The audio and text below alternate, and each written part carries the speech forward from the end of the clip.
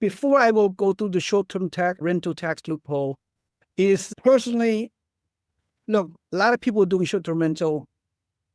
I'm not one of them. Okay, no, I want to be because it's too much work, like full-time work. You cannot scale your rental portfolio if you have more than one rental, short-term rental. It's just so much work. I'm not willing to do the work because I need to free up my time to do things that are important to me, which is full-time traveling. I'm not going to bog down with too much effort in doing any short-term rental or mid-term rental. So plus is in many ways it's very risky. I stick to long-term buy and hold using professional management, turnkey property. And anyway, I'm not going to go over the pros and cons of a short-term rental, but to me it's very speculative, it's very risky. A lot of people, they do not know how to underwrite the deal. They just don't know how to analyze a deal. They underestimate the vacancy factors. They underestimate the maintenance factor, the wear and tear, the short-term rental regulation limitations, and all the unforeseen costs that can eat away their profit. Okay, some people are doing very well somewhere out in the country. I don't know who they are. I don't care. All I know is sounds very sexy to somebody to enter in the short-term rental. A lot of rookies, a lot of unsophisticated investors thinking they will do very well because it's a sexy investment. A lot of real estate gurus out there promote short-term rental and they overhype the profit potential. Okay, I'm not getting into that, but let's be positive. Okay, I don't want to be too negative. Some people are doing well with short-term rental. Okay, in fact, this short-term rental tax loophole, it's been around for many years, but it's becoming mainstream, right? If you do it right, you could achieve amazing tax benefits associated with the short-term rental tax loophole. If you follow the rules, of course, it's not going to be easy. If it is easy, then, everybody can do it. So here are the strict rules you must comply with in order for you to achieve the maximum tax benefit associated with a short-term rental tax loophole. Here it is. Here it is. The average rent for each guest over the course of a year got to be average stay per guest is less than 7 days. Not only that, you can do the very stringent definition, material participation. There are several categories. I've just simplified it. I'm going to use the best ideal category to qualify, which is you spend 100 hours in material participation and no one else are spending more than 100 hours. Not your cleaners, not your property managers, not your housekeepers, all those kind of people. Make sure you document this requirement strictly, precisely. Okay, keep good record keeping. Okay, it is that simple. Average stay less than 7 days. If you spend 100 hours more than anybody else material participating. What does it mean by material participation? That means you have to get down and dirty. You have to do all the work, all the maintenance, all the upkeep, all the record keeping, everything else. And probably you cannot hire a third-party professional property manager. You know why? Because most likely they're going to exceed more hours than you. Then you won't qualify for this tax loophole, right? So you have to self-manage your property. So the question is, what if your property is not located close to where you live? It's okay. If it'll make it harder. If you have an out-of-state rental property, you want to convert into a short-term rental, you want to apply this loophole, yeah, there are ways you can still do this rule, even though the property is far away. But you still have to self-manage. You still have to come up with 100 hours of material participation, and no one else can spend more hours than you. Okay? Not that hard. 100 hours itself is not that hard. And it only take like 2 or 3 weeks of hours spent, and you reach that 100-hour threshold for the given tax year, for the given calendar year. I mean, it's easy to add up to 100 hours, right? We're talking 40-hour week. We're talking 2.5 weeks of full-time hours of doing your property documentation, right? It's no bull. Or if you meet these two rules, that's it. You can offset unlimited depreciation, passive losses, audit deductions against your active income, against your W-2. Do you clearly understand what I just said? Rental real estate, by definition, the technical definition is that you can only offset passive income to the extent of passive losses, and anything excess will be carried forward, suspended indefinitely to the future years. But short-term rental, you are essentially in the hospitality business. So you need to take a step back. Do you have the ability to be actively involved in the hotel business? Yes, you may own your single family home that you're converting into a short-term rental. You may own a duplex or fourplex. You may want to convert into short-term rental. At the end of the day, you are running a business. You are in the hospitality business. You are in the hotel business. Okay, your own hotel.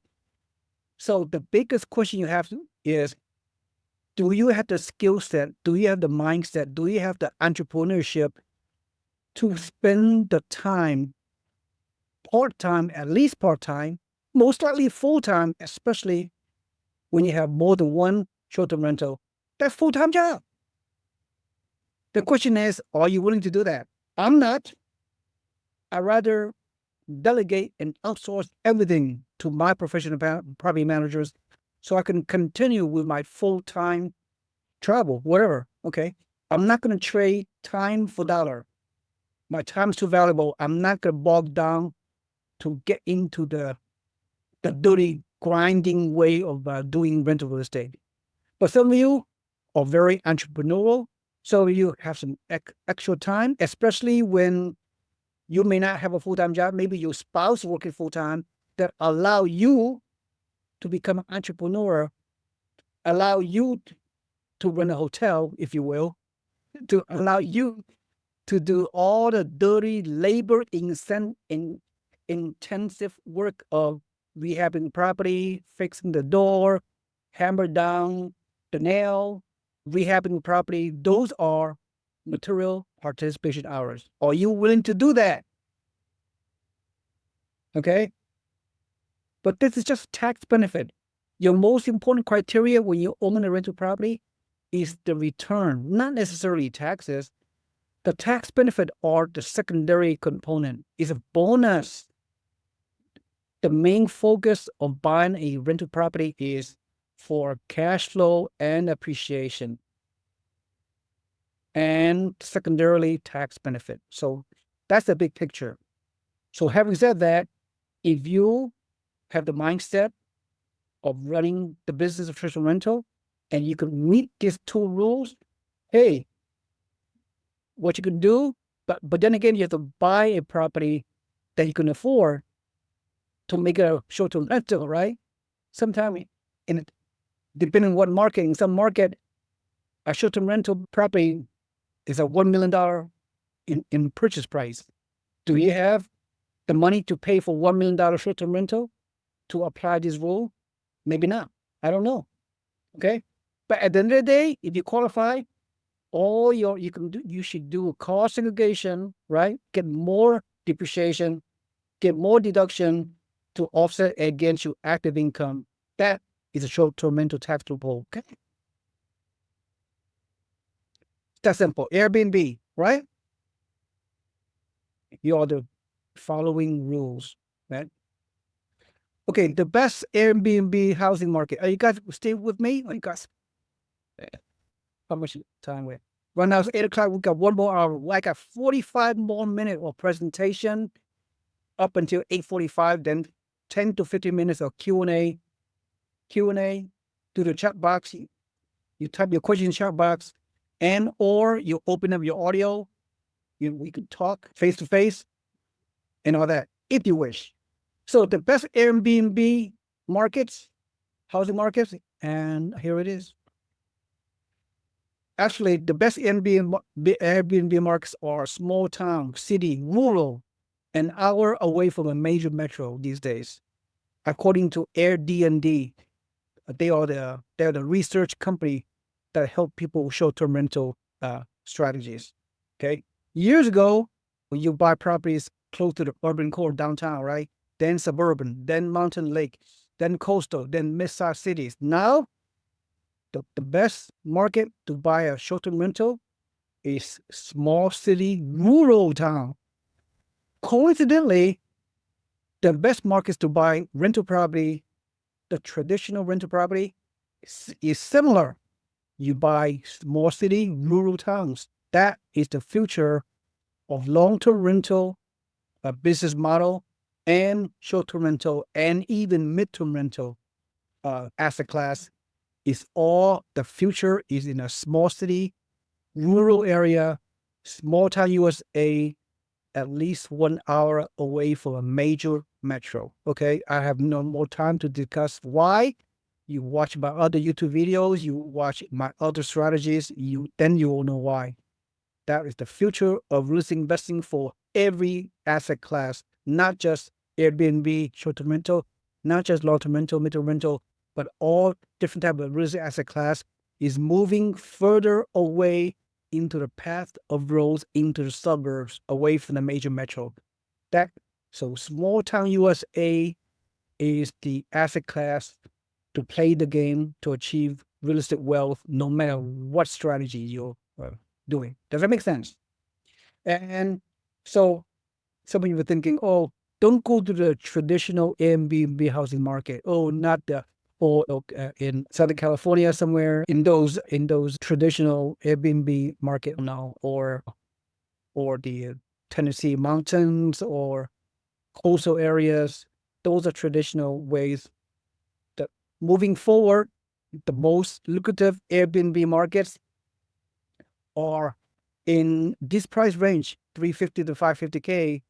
Some of the locations that are recommended are like Summer, Puerto Rico, Fairbanks, Alaska, Santa Rosa Beach, Florida. No, Airbnb is local, right? There's no best Airbnb locations. Airbnb, they did their marketing survey.